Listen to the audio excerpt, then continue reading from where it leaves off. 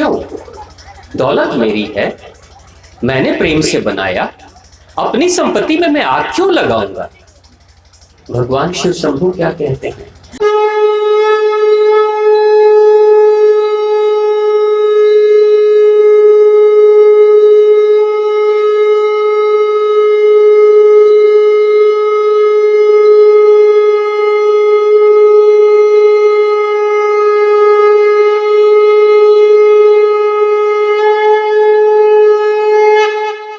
ओम श्री कालिके शुभदेवी सूर्यकूट निवासने रक्षमार्त महामाय विश्वरूपे नमस्तुते।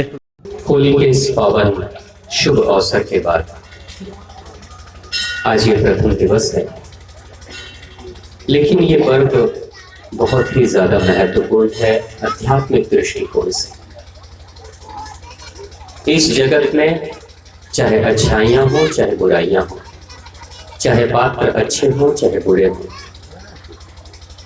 रावण पौराणिक ग्रंथों के अनुसार से एक अपराधी किस्म का, एक दानवी प्रवृत्ति का इंसान हो सकता है, लेकिन हमारी दृष्टिकोण में वो एक रंगमंच का पात्र है जिसने नकारात्मक गतिविधियों को करके ये पाठ पढ़ाया है हम सभी के सामने कि मैंने जिस रास्ते का चयन किया, मैं जिंदगी के जिस रास्ते पे मैं चला उसकी गति देख लो।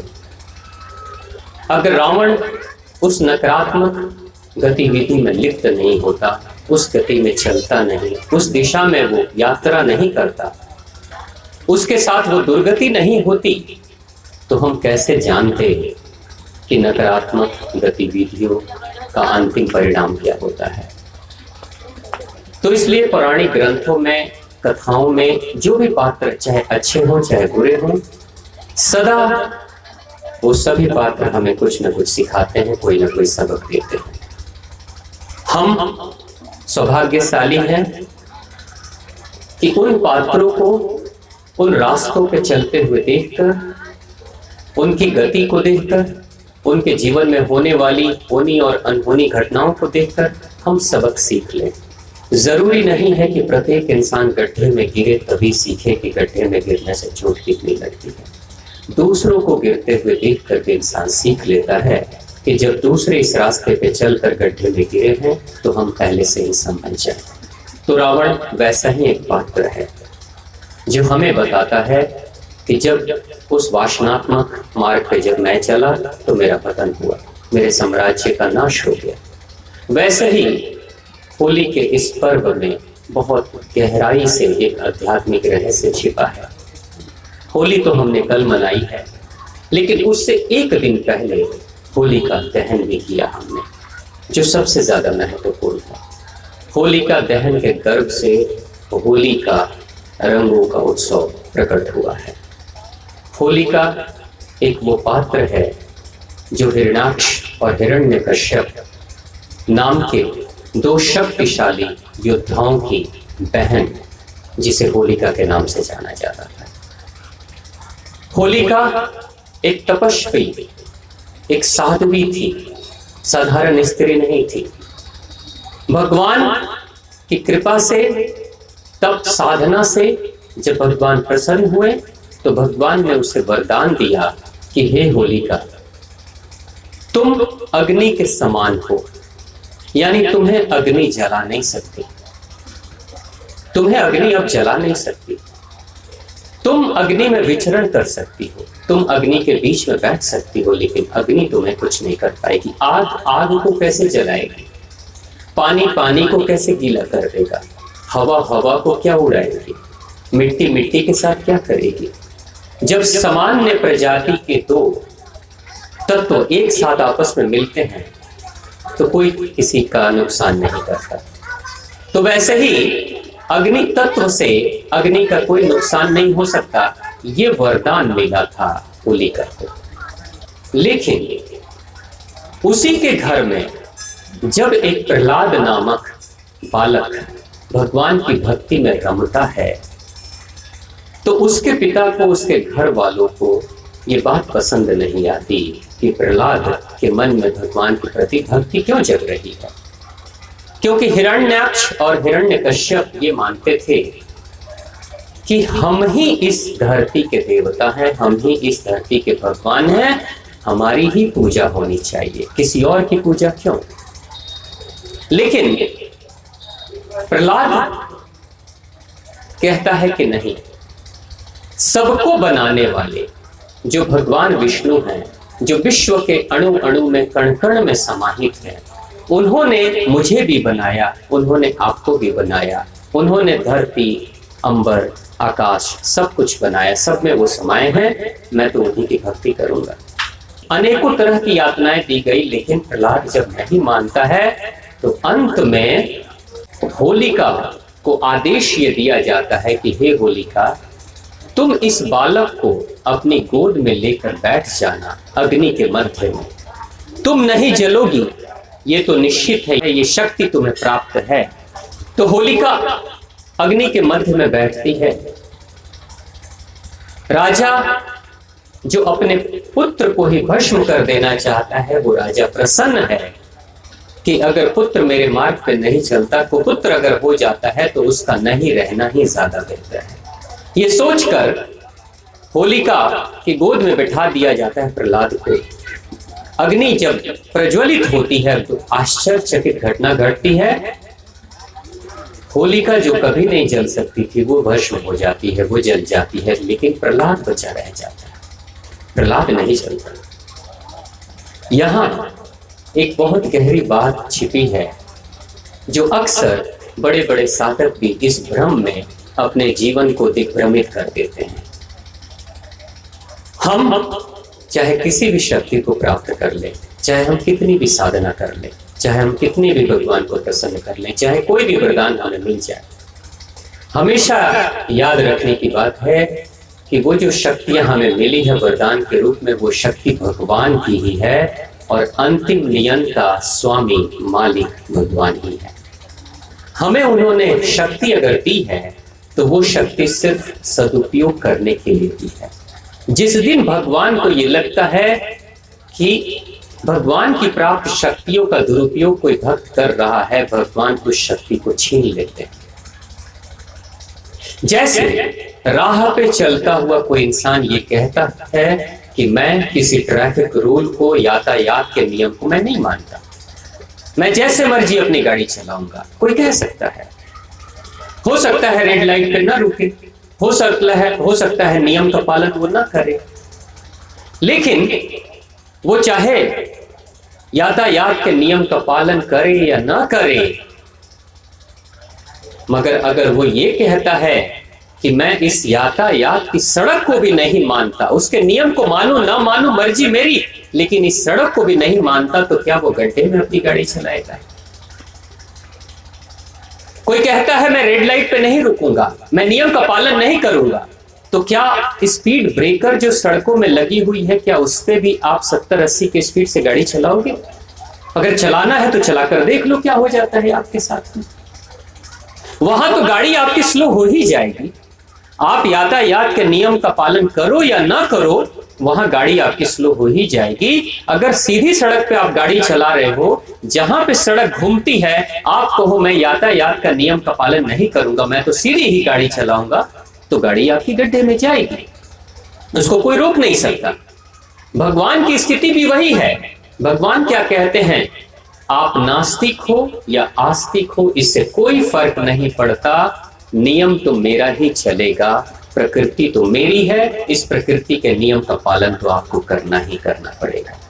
अगर नियम का पालन करते हुए चलोगे तो मेरी सारी शक्तियां आपको सहयोग करेंगी, मेरी सारी शक्तियां आपकी रक्षा करेंगी। जिस दिन नियम को आप तोड़ोगे, उस दिन हम भी अपने नियम को तोड़ते हुए आपको दुरुस्त करने के लिए जरूरत पड़े तो मैं दंडित भी करूंगा, और अगर दंडित करने से भी नहीं आप संभलो तो हो सकता है उस यातायात की उस सड़क से भी दूर हटा दो आप, ये भी मैं कर सकता हूं। भगवान ने यही कहा, उस होलिका को भी यही संदेश वो देते हैं, हे होलिका, जिस दिन तेरे साथ कोई अत्याचार होगा, उस अत्याचार से तुम्हें आत्म सुरक्षा के लिए मैं तुम्हें ये शक्ति दे रहा हूं कि अग्नि भी तुम्हें जला नहीं सकती।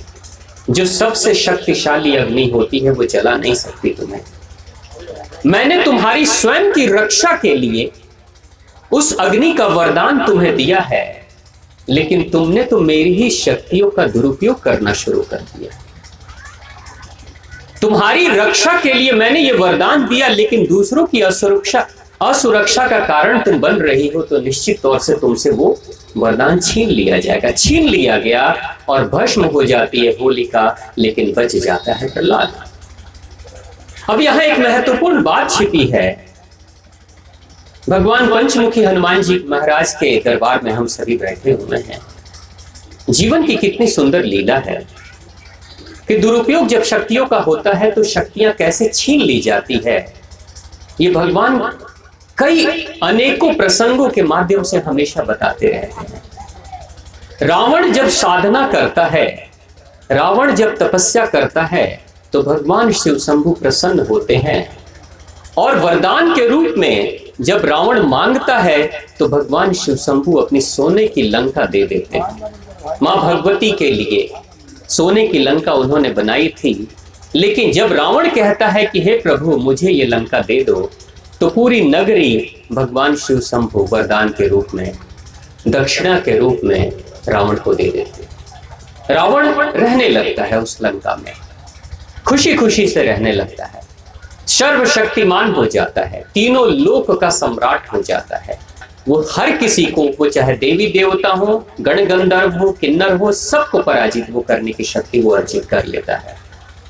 लेकिन जब उसी सोने की लंका में जब व्यभिचार, दुर्व्यवहार करना शुरू कर देता है, जब स्त्रियों का अपहरण करके वो लाने लगता है, अत्याचार, अन्याय और आसुरी प्रवृत्तियों का पोषण करने लगता है, तो उस समय भगवान शिव शंभु रुष्ट हो जाते, दुखी होते। वरदान का मतलब क्या होता है? वरदान का मतलब है आपकी संतान है, आपके बच्चे हैं, आपका छोटा बच्चा अगर किसी दिन आता है और आपसे कहता है बाबूजी आज मुझे गाड़ी चलाने की इच्छा हो रही है, तो आप उसको गाड़ी की चाबी दे सकते हो कि जाओ बेटा गाड़ी चलाओ। गाड़ी आप ही की है, बेटा भी आप ही का है, लेकिन अगर वो नियम का पालन करते हुए बेहतर तरीके से गाड़ी चलाएगा तो आप खुश हो जाएंगे।